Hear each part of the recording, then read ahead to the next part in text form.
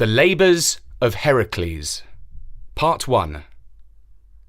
Hello, this is Richard, and I'm here to tell you about a hero from ancient times. I'm pretty sure you will have heard of him before. The Greeks called him Heracles, and the Romans changed his name slightly to Hercules. He is most famous for performing 12 impossible labours on behalf of mankind. He had so many adventures that this story is a long one, and for that reason, I'm going to tell it to you in 2 parts. Long ago, 2 baby boys, twins, were asleep in a nursery. The door was open onto the veranda to let a cool breeze waft into the room. But it was not just the air that could enter the room. First one, and then a second snake slithered in through the gap. They had been sent by the goddess Hera, Queen of Heaven. It's hard to understand how anyone, even a goddess, could hold anything against innocent children. But her immortal heart was filled with hatred for the twins. Their mother was a human woman, but their father was none other than Zeus, Lord of Heaven, and husband of Hera. In short, she was jealous.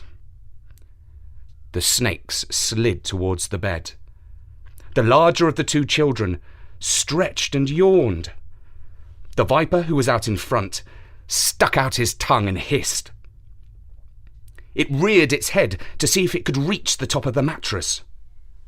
That was the last thing it did, because the boy shot out his hand and grabbed it by the neck. The other snake slid swiftly across the floor towards him, but the child grabbed that one too and began to shake it violently. The nurse heard the commotion and came rushing into the nursery. But it was too late.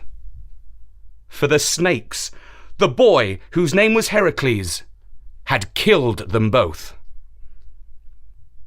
The boy grew into a teenager, and he was, without doubt, the strongest human who had ever walked the face of the earth.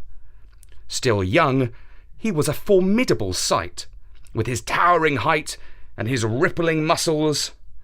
Oh, how the Theban girls loved him!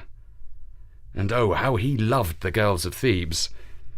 When other Greeks attacked the city of Thebes, Heracles sent the enemy packing. As a reward, Creon, king of Thebes, married Heracles to his daughter, Megara. But although he had every reason to be happy, Heracles was miserable and strangely fearful. He spent most of his day asleep in his room. So Megara consulted the oracle of Delphi, and she explained that Hera had planted the seeds of madness inside the mind of her husband. To free himself of the curse, he must perform 10 impossible labours in the service of mankind. Some people say that Heracles became insaner still before he undertook his heroic cure, that he was hot-tempered and cruel to his family. I'm not sure if those rumours are true, but I will mention a famous saying about Heracles at this time of his life. It comes from the Greek playwright Euripides, and it goes, "He whom the gods wish to destroy, they first drive mad." What is clear is that Heracles took the cure that was prescribed by the oracle. He presented himself to Eurystheus, king of Tiryns in Mycenae, who was to set his 10 impossible tasks. The sharp-eared among you will have noticed that earlier I said Heracles performed 12 tasks. I didn't make a mistake. He was supposed to do 10, but he ended up doing 12. You'll hear more about that later. Number 1. The Nemean Lion.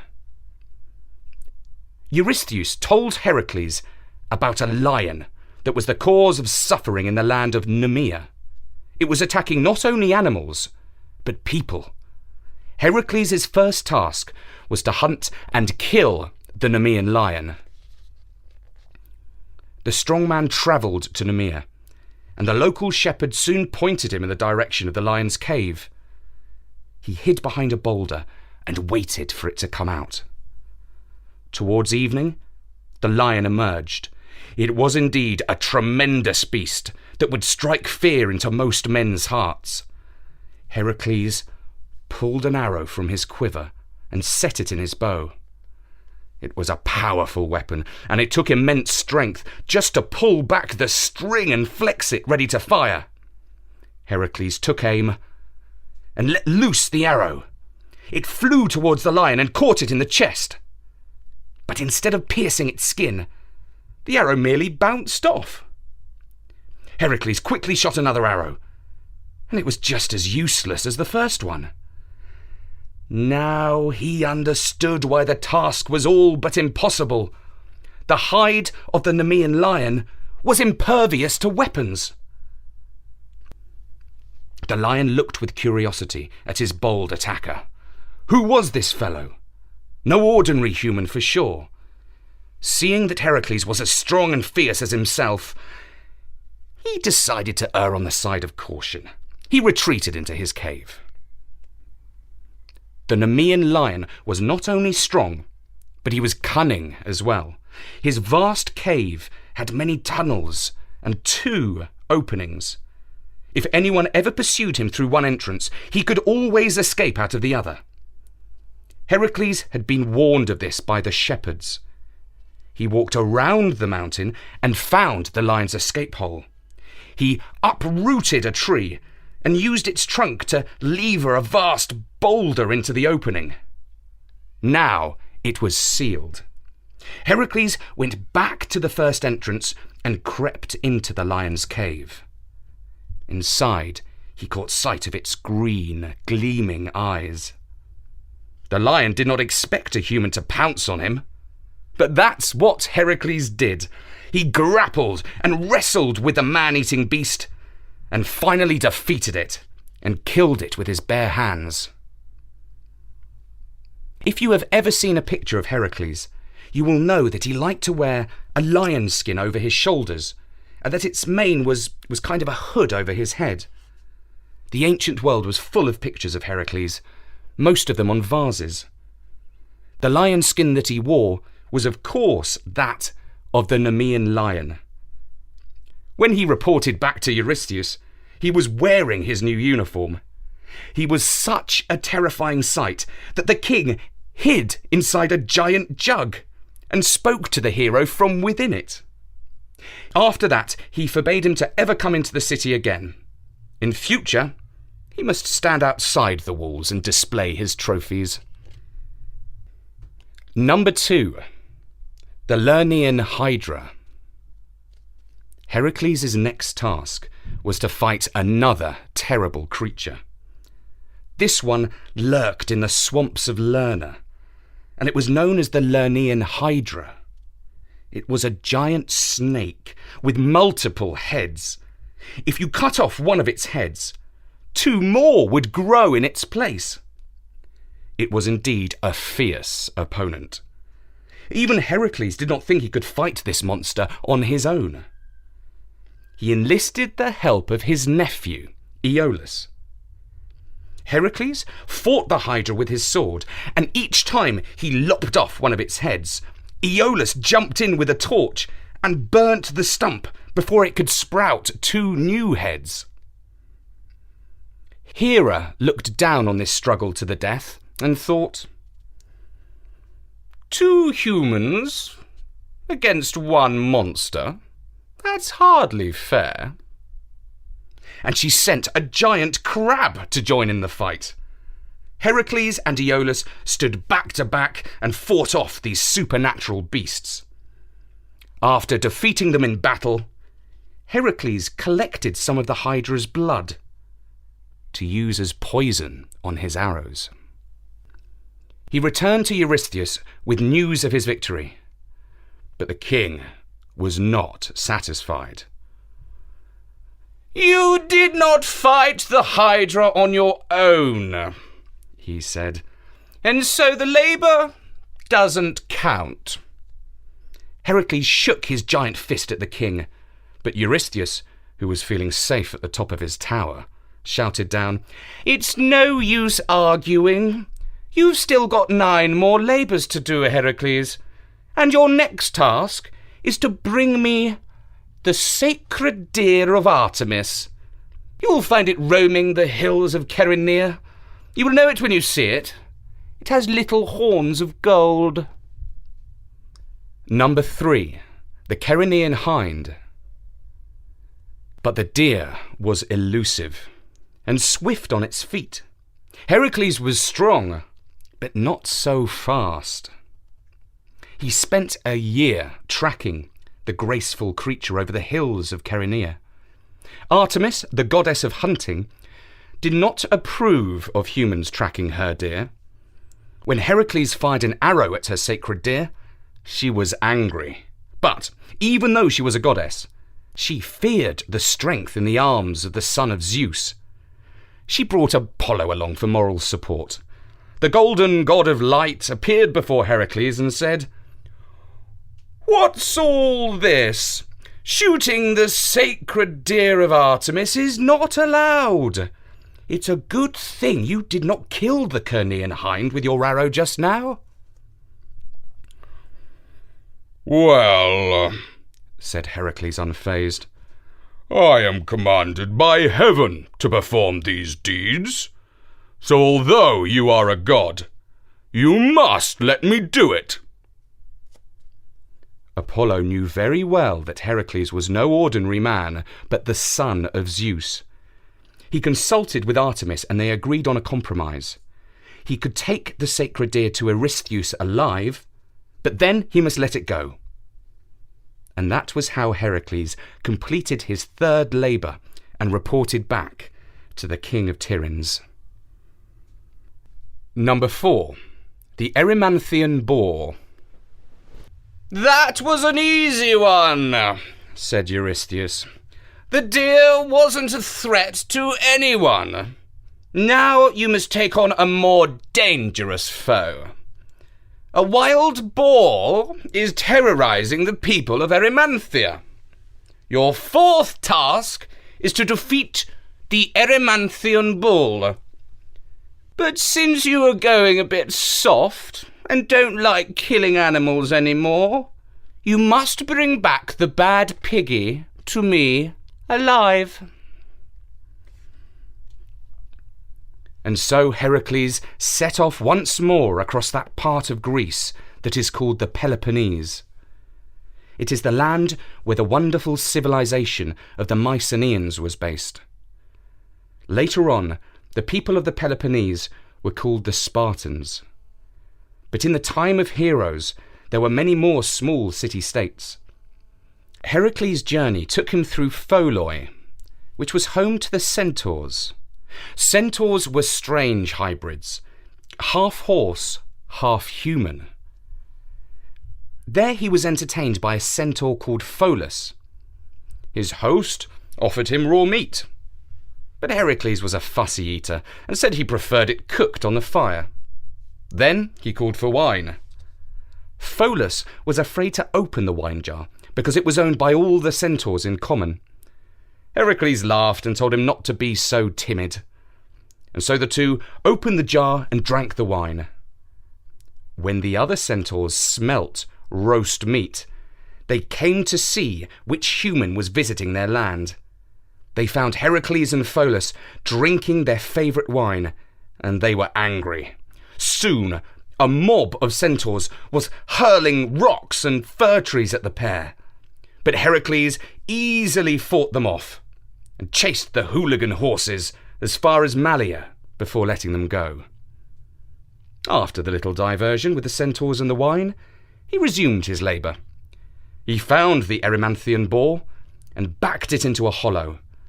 The cornered creature tried to charge Heracles with its tusks, but that was a mistake.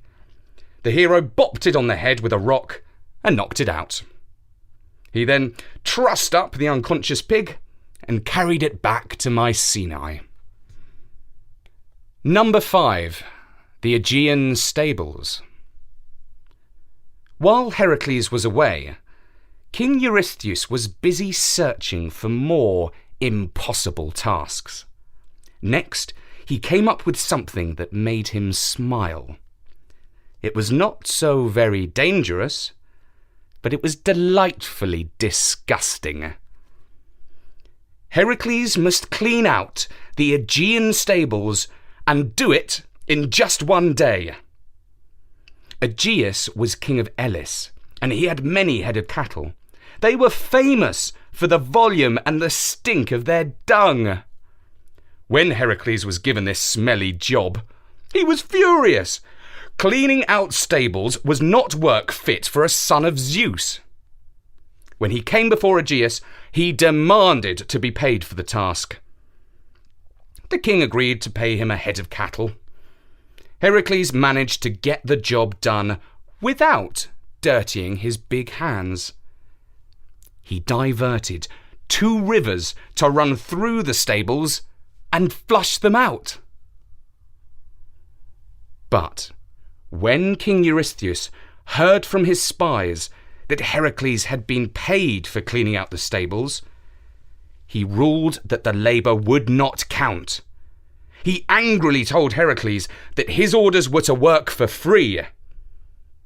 And that was how the hero ended up doing 12 instead of 10 labours. Number 6. The Stymphalian birds. For his 6th task, Heracles had to rid the lake of Stymphalos of some very nasty birds. A strange feathered flock was eating all the other birds and all the fish in the lake. The local people who made their living from the water were going hungry. Heracles' problem was that the birds were all hidden in the reeds. How could he hunt down an entire flock? The goddess Athena came to his rescue. She lent him her castanets, which he clacked in his hand to make a divine din. The noise terrified the birds, and they took flight. Once they were in the air, Heracles could shoot them down with his quick-firing arrows. And so Heracles completed his 6th great labour. There were 6 more tasks remaining to him before his troubled mind could be free of turmoil. Number 7. The Cretan Bull. Eurystheus did not let up. He sent Heracles straight back to work on his 6th labour. For this one, he had to travel further afield than before. He set sail to the island of Crete, where King Minos was king. You may know the story of how Ariadne, the daughter of Minos, helped Theseus to defeat the half-man, half-bull known as the Minotaur. But this was a different beast.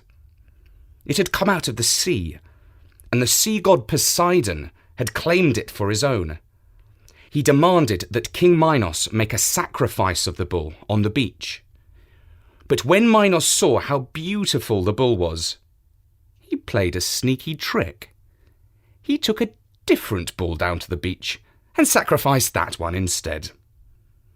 But it is foolish trying to deceive the gods. Poseidon was angry, and he sent his bull trampling all over the island. Its hooves were so heavy that they made the ground shake and buildings fall down. Heracles wrestled the Cretan bull, tied it up, and brought it back as another living exhibit for Eurystheus. The king saw the beautiful bull from the top of his tower. He called down to Heracles and ordered him to set it free. "O king, I advise against that," called back Heracles. At this, Eurystheus grew angry. "Slave, do not disobey me, or I shall strike this labour off, and it shall not count," replied the king, and so Heracles did as he was told. The bull set off over the hills and trampled the fields, making the walls of the city tremble, and the people were afraid that their roofs would fall in. The strong man impassively awaited his next order from the king. Number 8. The Mares of Diomedes. Heracles' 8th labour took him to Thrace, which today would be the north of Greece and the south of Bulgaria. The people of Thrace in those days were very warlike, and none more so than King Diomedes. Now, this king had 4 horses, known as the mares of Diomedes. Their names were Podagros the Fast, Lampon the Shining, Xanthos the Blonde, and Deimos the Terrible. They were totally mad and quite uncontrollable, quite the wildest horses that there ever were.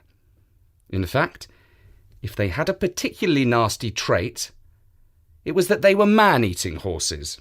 Nobody had ever succeeded in riding them. Until one night, Heracles crept into their stables, tethered them together, and rode off on the back of Deimos while leading the others behind them.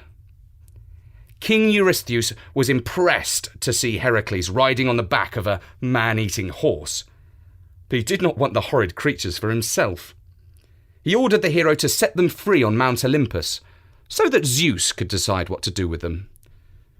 I'm glad to say that their foals were much calmer, and some time later the Greeks took their descendants to fight in the Trojan War. Number 9. The Belt of Hippolyte. Heracles' 9th labour was a more delicate mission. The daughter of King Eurystheus was going to be 18 years old, and he had promised her a very special birthday present, a particularly beautiful belt studded with precious stones. The only problem was that this belt belonged to Hippolyte, the queen of the Amazons. Now the Amazons were a fierce tribe of women fighters who lived on the shores of the Black Sea. The belt had been given to Hippolyte by her own father, Ares, the god of war. King Eurystheus would never have promised such a gift to his daughter if he did not have Heracles to fetch it for him. Now, Heracles might have been a strong man, but he was no bonehead. He understood that it was always better to try diplomacy before war. He met Queen Hippolyte on her royal barge, and he turned on all of his charm. The warlike queen took a liking to the man of muscle, and she agreed to give him her belt. Hera, as always, was keen to cause trouble for Heracles, so she thought that this was all way too easy. She appeared among the Amazon guards and called out that Heracles was trying to kidnap their queen. They rushed in with their swords drawn, and Heracles did not get away without a fight that he had not wished for. He took the belt back to Eurystheus in time for his daughter's birthday, and I'm glad to say that she was very pleased with her present. Number 10. The Cattle of Geryon. Heracles' labours were getting further and further away from home. For his next task, he had to cross the Libyan desert to get to the other side of Africa. His orders were to get the cattle of Geryon, a 3-headed monster. But the getting there was worse than the deed itself. The rays of the sun were more irksome to our thick-skinned hero than a cloud of Amazonian arrows. Heracles wasn't used to taking punishment without giving as good as he got. And so, Heracles fired one of his arrows up into the sun. Apollo, the god of the sun, was so impressed that he appeared in his chariot and drove Heracles to the shore of the sea. There, he gave him his golden cup, which floated like a boat, and Heracles rowed out to the island where Geryon and his cattle lived. As he came onto the beach, a double-headed guard dog charged at him. He bopped first one and then the other head of the mutt with his club. Next, 3-headed Geryon came at him with 3 swords and 3 shields, all growing out of one body. He did not bother Heracles much.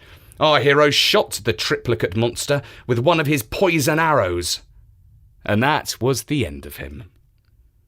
He loaded the cattle onto a ship and sailed them back to the mainland. But once on land, he had more trouble. Hera sent gadfly to torment the cattle, and they stampeded and got away from him. He spent an entire year rounding them up again, before he could return to Mycenae with his prize. Now I have completed my 10 labours, and you must set me free, said Heracles to King Eurystheus.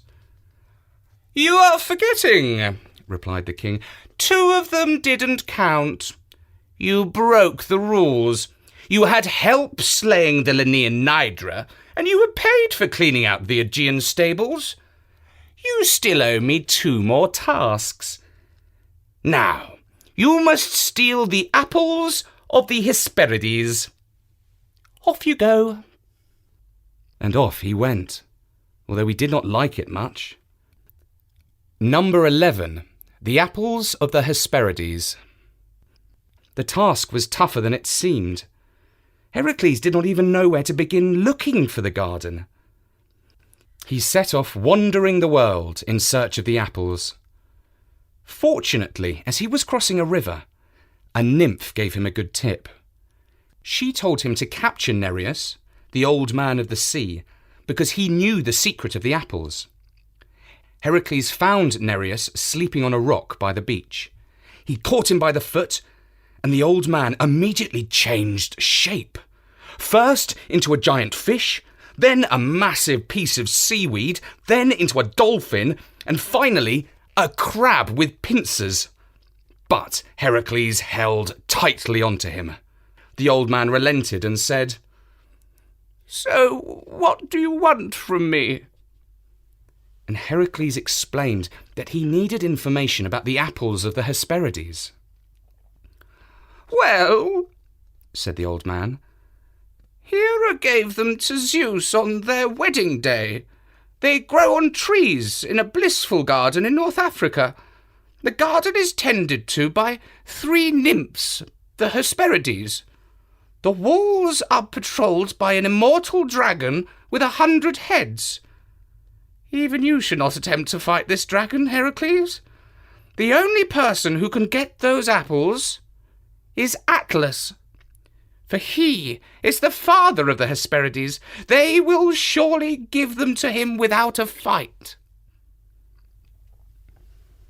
And so instead of going directly into the garden, Heracles dropped by to see Atlas, a giant of a god, whose feet stood on the bottom of the universe, and whose shoulders carried the weight of the world. Heracles offered to change places with him and to hold up the world while Atlas went to fetch the apples. As you can imagine, Atlas, who had been holding up the world for millions of years, was pleased to be offered a break. He gladly let Heracles take the world on his shoulders while he visited his daughters. Some weeks later, he returned with 3 divine apples. But he did not want to take his old job back. Stay there, Heracles, he said. I'll take these apples to Eurystheus for you. Heracles understood that he would be holding up the world for the rest of all time. Now that was one labour too far. And so he said slyly to Atlas, Sure, but before you go, just take the world for a moment while I adjust my cloak. It's ruffled up on the shoulder a bit. And Atlas naively did as Heracles suggested. As soon as he was free from the world, Heracles picked up the apples and ran off. This episode shows that our hero was more than a muscle man. He had brains too. And so, when he had presented the 3 divine apples to Eurystheus, Heracles had only one more task remaining. He hoped it could be one he could get done swiftly. Well done, you are almost there, said Eurystheus. Your last task is a simple matter for a man like you. All you have to do is to pop down to the underworld and fetch me Cerberus. What? Said Heracles. No mortal can visit the realm of the dead and return back to the light. Well, you must, if you want to be free, replied the king. Number 12. Cerberus, the guard dog of the underworld. And so Heracles, muttering to himself that there were different degrees of impossible, set off to look for advice on what he could do. He visited Eleusis, where the priest specialised in the cult of the dead and the underworld. There he was initiated into the mysteries of Hades, and he learnt where the river Styx flows down into the underworld. Not far from there was the opening of a cave where he must begin his descent. In this way, Heracles was the first living mortal to travel down to Hades. After him, Orpheus and Odysseus made the same journey, but they had not yet been born. There he met Theseus, who had been imprisoned for trying to kidnap Persephone, the queen of the underworld. His leg was tied to a table by a snake that had turned to stone. Heracles broke his serpentine chain and set his fellow hero free. Then Heracles had an audience with Hades, the pale-faced king of the underworld. He agreed to let him borrow Cerberus, provided that he could overpower the three-headed dog without using weapons. Now this was the sort of work Heracles was used to doing. He soon had the fierce guard dog of the dead trussed up and whimpering like a puppy. And when he brought the dog to display to Eurystheus, I have to say that for once the taskmaster was truly impressed. He told Heracles he could be free once he had returned Cerberus to his owner, and so Heracles had to go down to the underworld for a second time. But when he emerged back up to the light of the world, he rejoiced in his heart, for now, finally, he had his liberty. But wait, don't go, for this isn't the end of the tale. Cruel Hera still managed to enslave him for a second time. She persuaded Zeus and the other gods that Heracles had not yet been punished enough.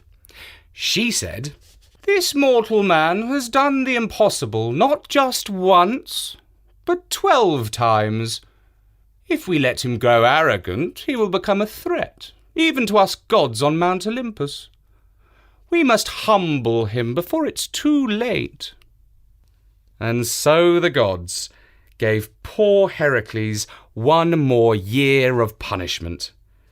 He was made a slave to Omphale, queen of Lydia. She was delighted to have such a strong and handsome man in her power. She loved to tease, and she made him exchange clothes with her. The queen sat on her throne, wearing the hero's lion cloak and holding his club. She ordered him to put on her clothes. His giant feet split her shoes, and her belt burst when he tried to fasten it round his great waist. She chided him for being so clumsy.